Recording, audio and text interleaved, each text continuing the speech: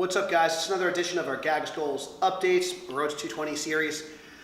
This is our bench workout today. One of the last heavy workouts. I got one deadlift workout coming up that'll be in full competition gear, one more squat workout, and then bench workout with full competition equipment. And then I'll probably do something heavy, not probably, more than likely do something heavy in a slingshot for our bench for boobs charity event, which is October 27th, just double checking. So if you guys are local and interested in participating in that, we'll put some links in the description as well. All the proceeds go to the Breast Cancer Research Foundation. As far as the donations, you literally donate directly to them. You just forward me the receipt, and then $20 will get you a t-shirt or a tank top, I believe, depending on what we have access to.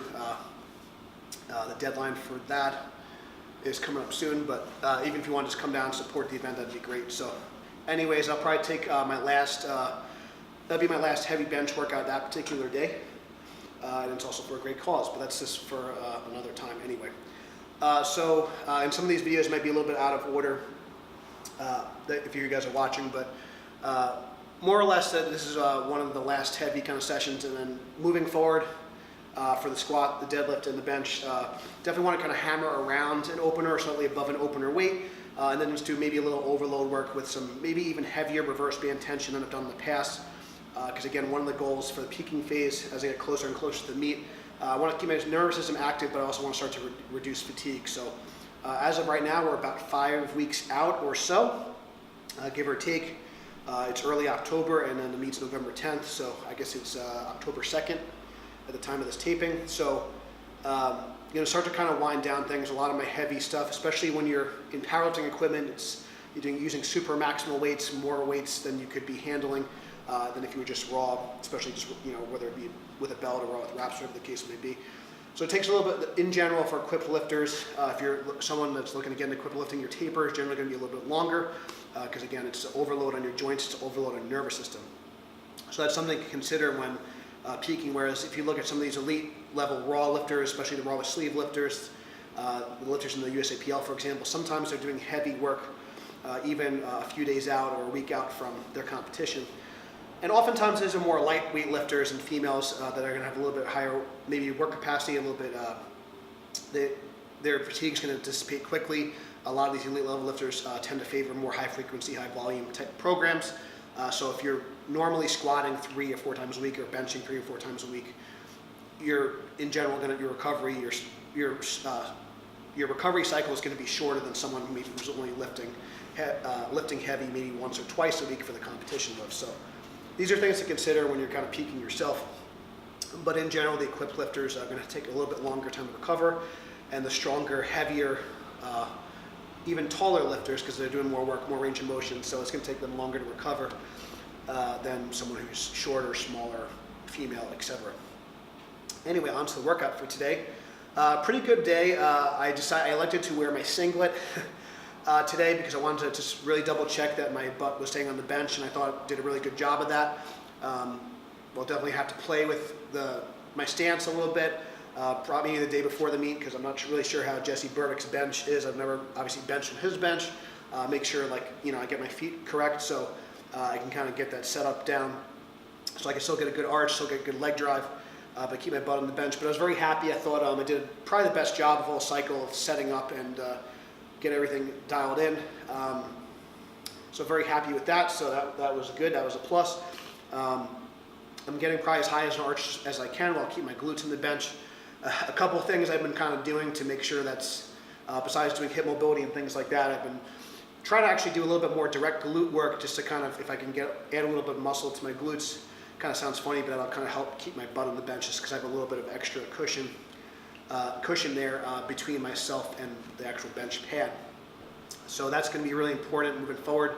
I also kind of mentioned just doing a little bit more direct arm work just to make sure the sleeves fit well. At the time of this video, I've been weighed 238 just before this, and that's after eating, after sweating as well. So, but that is after eating, after hydrating a bit. So I even weighed 236 yesterday after my lower body accessories. So definitely right in striking distance for the 220 weight class. I'm going to have to do a water cut, obviously, but I've done as big as a 20-pound cut before, so it should be okay.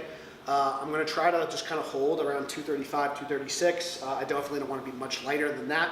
And ultimately, after I rehydrate and after I weigh in, I'd like to be closer to 240 on the platform.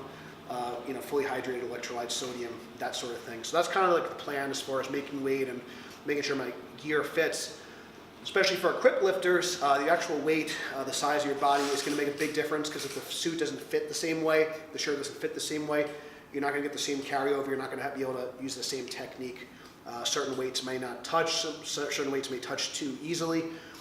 In a bench shirt, you may be, squat depth is going to be different, getting down to the bar is going to be different than deadlift. So I'm going to try to hold around that 235 range. We'll see. I'm going to do my kind of official weigh-in I always do on Thursday, which I always kind of post on my Instagram. So if you want like kind of more information and kind of more current details on that, you can check my Instagram, and I usually post on my Instagram story as well, at Gaglione Strength.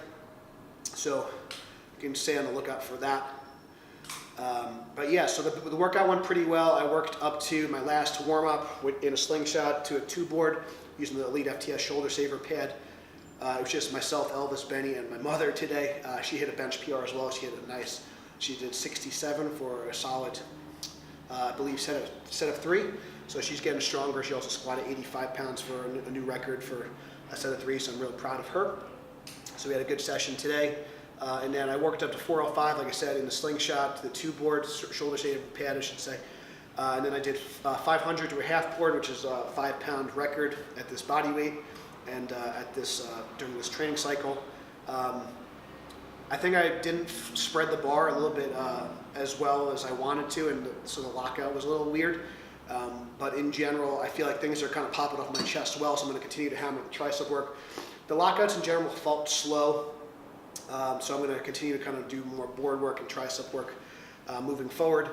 I feel pretty stable overall, and like I said, this was just a single handoff from Benny, so one of the kind of the variables going into the meet, I'm not really sure who's going to be kind of handing me off, who's going to be wrapping my knees and stuff like that, so these are some kind of little details I'm going to have to iron out, but I know that there's going to be a lot of people there that should be able to help, but that's going to be a little bit of a question mark kind of moving forward. But as far as strength, everything is kind of going according to plan. So I did 500 to the half board, then I proceeded to go up to 520 to a 1-board, which kind of probably went up just as smooth. Again, I would like the lockout to be a little bit more smoother and kind of hammered it, but again, it came off my chest well. Then I worked up to a 5-pound record this cycle, so I did 535 to a 1.5 board. And then I tied a record at 550 to the 2-board, so a little bit of overload.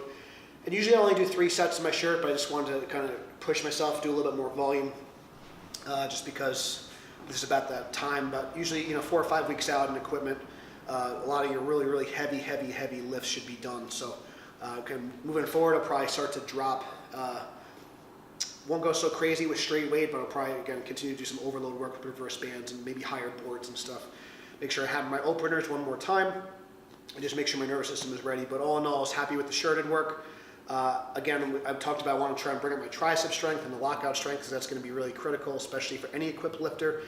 Typically, that's when the shirt kind of isn't helping you anymore, so that top and that stability oftentimes is a problem. So I did 3 sets of 3 with the slingshot to a 2-board shoulder saver pad. So I did 3 sets of 3 at 405, so that went pretty well. I don't think that any of those were really max effort. I probably come down 4 or 5 reps, so I really pushed. So I was happy with how those moved, so I was happy about that. And then I did some feet up, close grip work, just to really isolate my triceps. I did 255 for a set of 5 with 40 pounds of chain. I did 245 for a set of 5 with 40 pounds of chain, and then I did 225 with 40 pounds of chain for a set of 8 with a close grip. As I've gotten lighter, my feet up strength has definitely decreased a lot. So I'm getting a lot out of my leg drive, a lot out of my setup, which is a good thing. But I just want to make sure that my absolute strength and my upper body only is still improving. Feet up with a close grip with chains is a pretty cool variation, because with the way the chains were set up here, sometimes, and this is something we kind of are playing with, when you're using a 5/8 chain, if you have a really good setup and you have a really high arch, you're not going to get a lot of contrast, you're not going to get a lot of a deload. So if you're doing chains with feet up with a closer grip, it's going to be a longer range of motion, and it's going to allow more chains to kind of unload and deload, which creates a bigger contrast. So if you're trying to work your triceps, you're trying to overload the top, if you're trying to work on acceleration, these are all really great things. So think if you're doing some work with chains and you like to utilize chains in your training for tricep work or acceleration training, doing that with your feet up is a really great way, and it's very easy to set up. We use our Elite FTS, actually the deadlift loaders. It's a really easy way to set up the chain. So if you are someone with a really high arch and you are somebody that has a really good setup and a short range of motion, this is a good way to utilize the chains and you get a bigger contrast. So that's going to be something moving forward. We're going to continue to use more compounding resistance to work the triceps. I'm going to really keep hammering my triceps, adding in a little bit more bamboo bar work just to kind of work my stability, make sure my shoulders are staying healthy. It's feeling pretty good today, but still not 100%. Have a little bit of like a bicep tendonitis issue on my right side, so but it's been feeling better, knock on wood, and overall pretty happy. So a lot of the heavy work is kind of done, which is a nice relief. At this point, I just got to like stay healthy, make it to the meet. So I'm just kind of, my goal moving forward is just to kind of not coast into the meet, but just make sure my nervous system stays stimulated, make sure I'm really working on my technique, make sure my diet's on point, really start to focus on sleep and stress management. In our next video, I'll probably talk a little bit more about recovery as well, and then that'll kind of probably, will lead us into kind of the meet. We'll see. I'm not sure when the order is going to escape me a little bit, but we'll make sure at some point, not sure if it'll be before or after the meet, but we will do some sort of GAG skills update on what I've been doing for recovery at some point.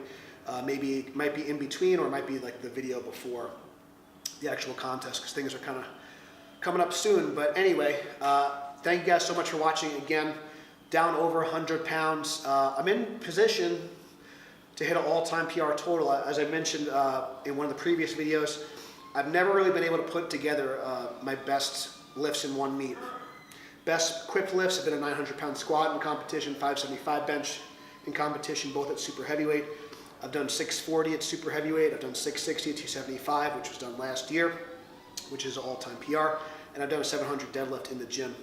So those are kind of my all-time PRs, but my all-time PR total is only 1950.